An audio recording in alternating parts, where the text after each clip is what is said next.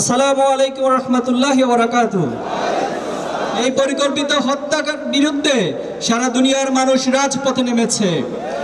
Asia, Europe, America যেখানে ন্যায় ও মানবতার কণ্ঠস্বর আছে, সেখানে গাজার পক্ষে প্রতিবাদ গড়ে উঠেছে। বাংলাদেশও এই বিশ্বব্যাপী আন্দোলনের অংশ। ঢাকার লাখো মানুষ জড়ো হয়েছিল মার্চ ফর গাজা কর্মসূচিতে। আজ যখন নেতানিয়াহু পুরো গাজা দখলের পায়তারা করছে, তখন আমরা আবারও রাজপথে নেমেছি। আমাদের কণ্ঠ গাজার কণ্ঠ, আমাদের প্রতিবাদ মজলুমের ফিলিস্তিনের পাশে দাঁড়াবার অঙ্গীকার। এই মিছিল কেবল প্রতিবাদ নয়, এটি আমাদের দ্রোহের বহিঃপ্রকাশ।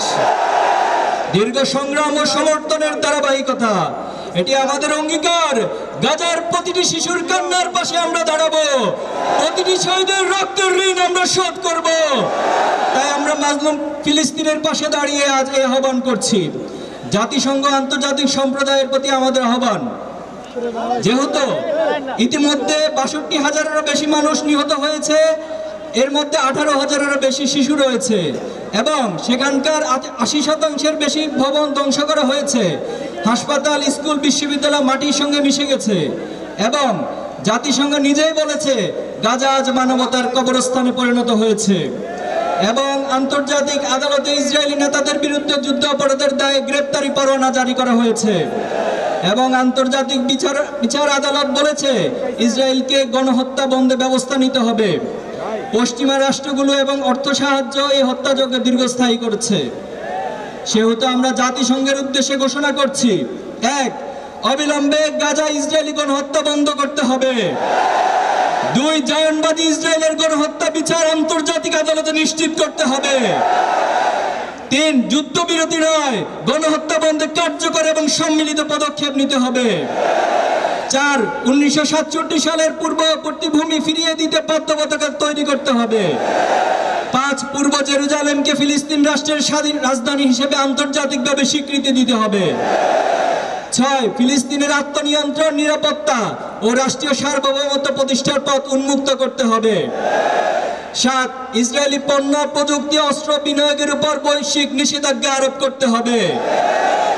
৮. গাজায় অবরোধ ভেঙে খাদ্য, পানীয়, ঔষধ ও মানবিক সহায়তা প্রবেশের নিশ্চয়তা নিশ্চিত করতে হবে। ৯. জায়নিস্ট অর্থনীতিকে সহযোগিতা করা বহুজাতিক কোম্পানিগুলোকে কালো তালিকাভুক্ত করতে হবে। ১০. আন্তর্জাতিক মানবাধিকার সংস্থা ও গণমাধ্যমকে গাজার প্রবেশাধিকার দিয়ে গণহত্যার সত্য বিশ্ববাসীর সামনে তুলে ধরতে হবে। মুসলিম উম্মার নেতৃবৃন্দের প্রতি আহ্বান, যেহেতু ফিলিস্তিন শুধু একটি জমিনের নাম নয়, এটি আমাদের অস্তিত্বের প্রতীক, এটি উম্মার আত্মপরিচয়। গাজার রক্তস্রোত আমাদের সম্মিলিত ব্যর্থতার সাক্ষী হয়ে আছে। ইসরায়েল একটি অবৈধ দখলদার শক্তি, যে উম্মার প্রথম কিবলা আল আকসাকে মুছে ফেলার শয়তানি প্রচেষ্টায় লিপ্ত রয়েছে। অথচ বিশ্ববাসী, বিশেষত মুসলিম এবং আরব দুনিয়া তার কাঙ্ক্ষিত ভূমিকা পালন করতে পারছে না। সেহেতু আমরা মুসলিম বিশ্বের নেতৃবৃন্দ ওআইসির উদ্দেশ্যে ঘোষণা করছি, ১. ইসরায়েলের সঙ্গে সকল কূটনৈতিক, সামরিক, অর্থনৈতিক ও বাণিজ্যিক সম্পর্ক অবিলম্বে ছিন্ন করতে হবে। ২. মুসলিম বিশ্বের রাষ্ট্রগুলোকে ইসরায়েলি পণ্য ও কোম্পানির বিরুদ্ধে বয়কট কর্মসূচি জোরদার করতে হবে। ৩. গাজার মজলুম জনগণের পাশে ঔষধ, খাদ্য, আশ্রয় ও মানবিক সহায়তা দ্রুততম সময়ের মধ্যে পৌঁছে দিতে হবে। ৪. আন্তর্জাতিক আদালতে যুদ্ধ অপরাধের বিচার প্রক্রিয়া মুসলিম রাষ্ট্রগুলোকে সম্মিলিতভাবে অংশগ্রহণ করতে হবে। ৫.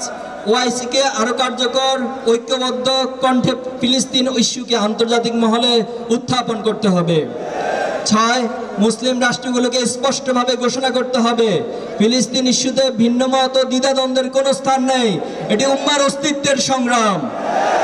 ৭. মুসলিম দেশগুলোকে বিশ্বের প্রতিটি প্রান্তে নিপীড়িত মুসলিম ও অধিকার বঞ্চিত জনগোষ্ঠীর অধিকার পক্ষে অবস্থান নিতে হবে। বাংলাদেশের সরকারের প্রতি আহ্বান, যেহেতু বাংলাদেশ একটি স্বাধীনতা সংগ্রামী রাষ্ট্র, যার নৈতিক অবস্থান সবসময় মাজলুমের পাশে এবং জনগণের ধারাবাহিকভাবে গাজার পাশে দাঁড়িয়েছে, সেহেতু আমরা বাংলাদেশের সরকারের উদ্দেশ্যে ঘোষণা করছি, ১. বাংলাদেশের কোনো সরকারি, আধা সরকারি বা বেসরকারি প্রতিষ্ঠানের সঙ্গে ইসরায়েলি ও জায়নিস্ট সংশ্লিষ্ট কোম্পানির চুক্তি ও বাণিজ্য থাকলে তা বাতিল করতে হবে।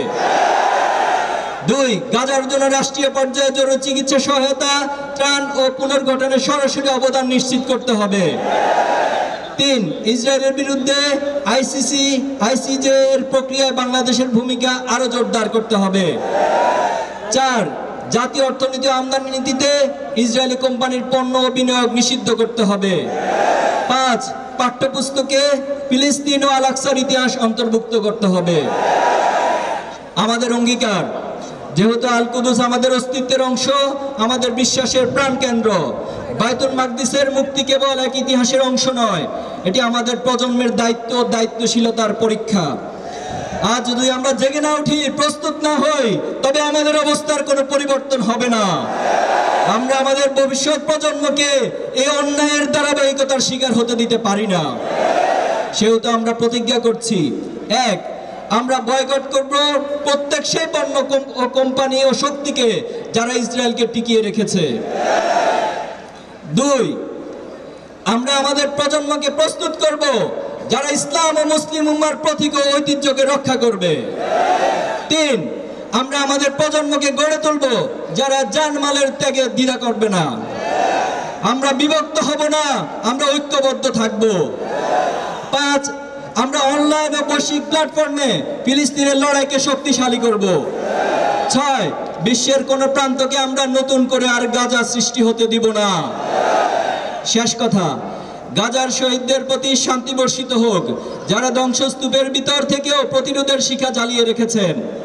আল কুদুসের অধিবাসীদের প্রতি শান্তি বর্ষিত হোক, যারা নির্ভয় উচ্চারণ করে চলেছেন, আল কুদুস আমাদের মর্যাদা এবং আমাদের অধিকার।